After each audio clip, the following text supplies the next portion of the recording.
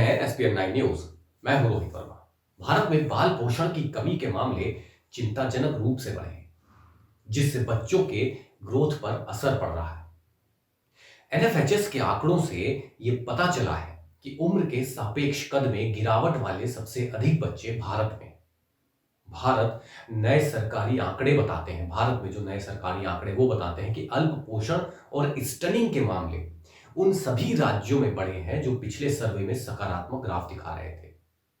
इस सर्वे के अगले चरण के नतीजों में भी यही हाल रहता है तो 20 साल में पहली बार भारत में बाल स्टनिंग की पहली बढ़ोतरी देखी जाएगी।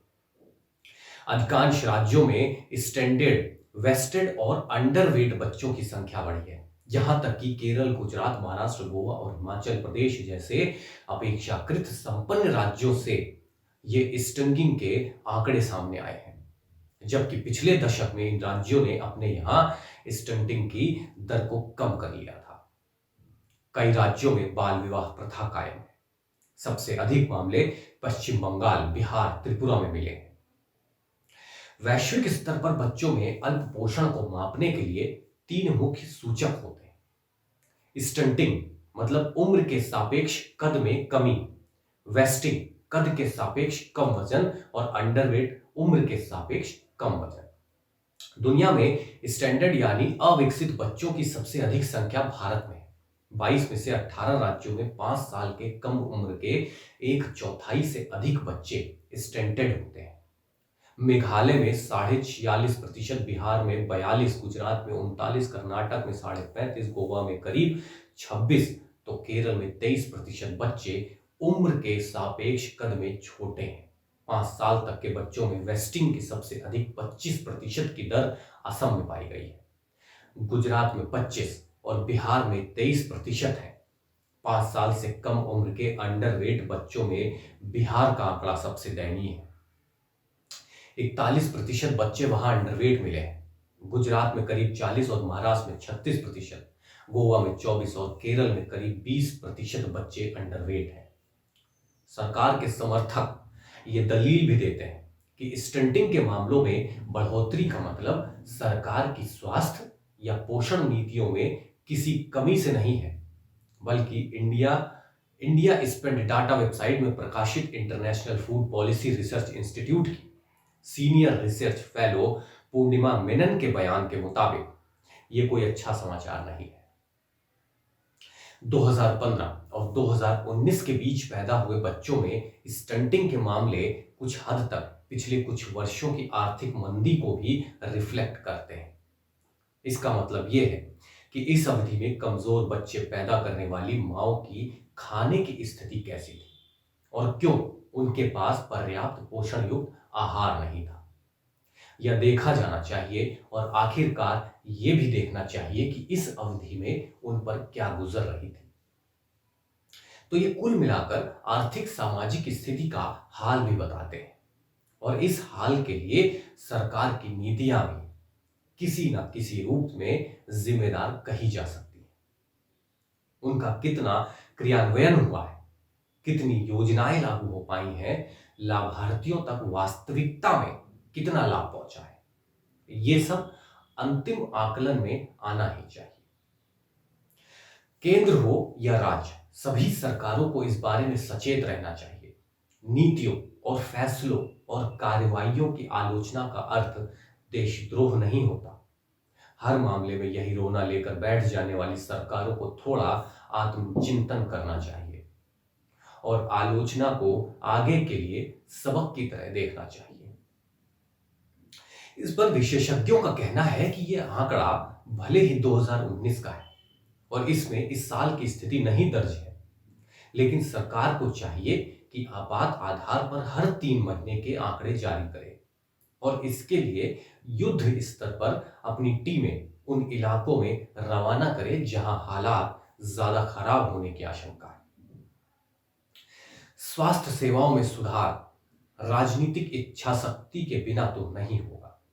अगर रात दिन जनता जनार्दन का नारा चलाया जाता है तो नागरिकों को भी लोकतांत्रिक अधिकारों के प्रति जागरूक रहना पड़ेगा। सामूहिक रूप से लोगों को सरकारों को झिझोड़ने का साहस करना चाहिए मोबिलाइजेशन में जन संगठनों की भूमिका भी महत्वपूर्ण है। एनजीओ यानी स्वयंसेवी संस्थाओं को भी फिल द गैप व्यवस्था से बाहर निकलकर अधिकारों के प्रति नागरिकों को सूचना संपन्न बनाना चाहिए। आर्थिक समृद्धि और कथित विकास के बीच स्वास्थ्य कल्याण के कई वैश्विक सूचकांकों में भारत बहुत पीछे है। अगर क्यूबा जैसे देशों से सबक लें तो ये हालात सुधारे जा सकते हैं। कोविड-19 ने स्वास्थ्य सेवाओं के निजीकरण की होड़ को और तेज कर दिया है। सरकारों को ही नहीं, जनता को भी सोचना चाहिए कि सार्वजनिक स्वास्थ्य सेवाओं की हालत इतनी ना बिगड़े कि कॉरपोरेट चलित निजी अस्पतालों में महंगे और भारी भरकम इलाज के अलावा कोई चारा ही ना रहे।